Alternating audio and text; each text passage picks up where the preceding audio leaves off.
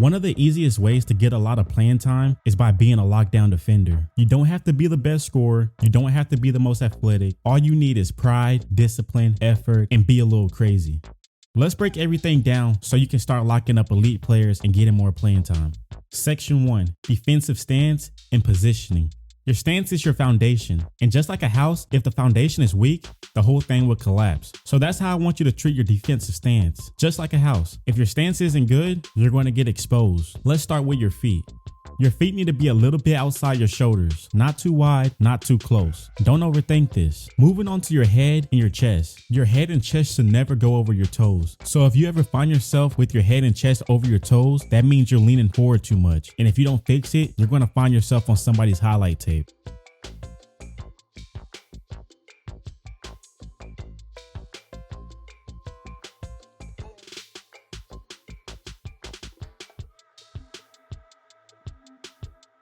Leaning too far forward shifts your center of gravity and it's going to throw you off balance, which will then make it more easier for the ball handler to blow by you with either a quick change of direction, shot fake, or a hesitation move because your reaction time is going to be off.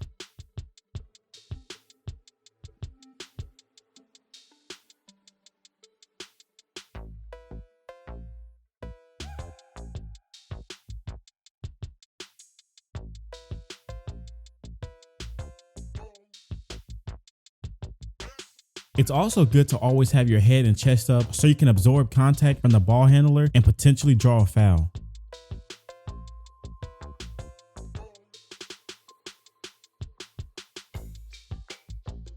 Next, let's talk about your hips. You want to make sure your hips are pushed back like you're sitting in a chair. And by doing that, that's going to give you a stronger base and it's going to help you move side to side without reaching. And on top of that, you want to make sure that you're always playing on the balls of your feet. You should never be flat-footed.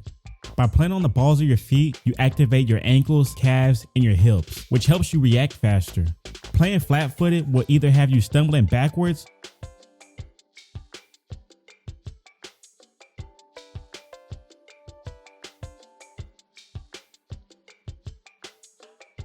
or left in the dust. And just a heads up, at first, it might be a little uncomfortable, but just keep practicing and getting a lot of reps. What really separates lockdown defenders from average defenders is their footwork. Section 2, footwork wins games. You don't play defense with your hands, you play with your feet. Because if you play with your hands, you're either going to get called for a holding or a reaching foul. So to avoid that, you have to use your feet and beat the ball handler to the spots. And a way to do that is by staying low and taking short, explosive defensive slides. If you're guarding the ball handler from a short distance, you should never hop or cross your feet. But if you ever find yourself in a situation where the ball handler has momentum and is about to blow by you, you can use the crossover technique.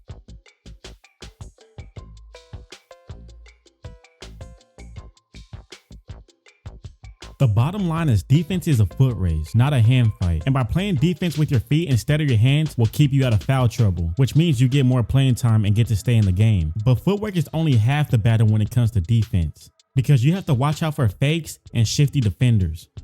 Remember this, eyes lie, the ball lies, but hips never lie. Let's break down what elite defenders look at when they're playing defense. Section 3, hips don't lie.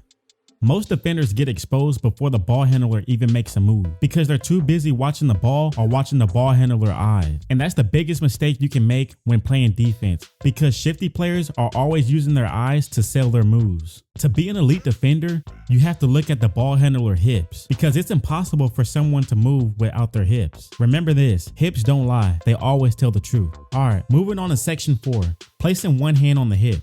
A secret I learned from an NBA trainer while playing college basketball is placing one hand on the ball handler hips. And the crazy thing is that I see players at all levels do this. And to be honest, you probably do it yourself without even knowing. When using this technique, you shouldn't be pushing the ball handler. All you should be doing is feeling for movement.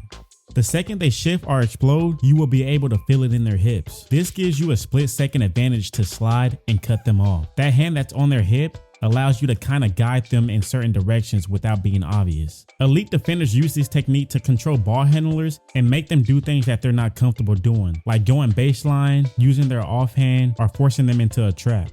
Make sure you're not putting your hands on the ball handler arms, because if it's on their arms, that's considered a foul. But if it's on their hips, it's a fair game. Most refs will allow a little contact with the offhand as long as it doesn't impede movement, involve grabbing or pushing. Believe it or not, that hand placement puts a lot of pressure on the ball handler. It throws them off their rhythm, makes them second guess moves, and makes them do things that they're not used to since they're working in a tight space. Don't think this is cheating, because I promise it's not. And the next time you watch college basketball or the NBA, watch how defenders use this technique to their advantage.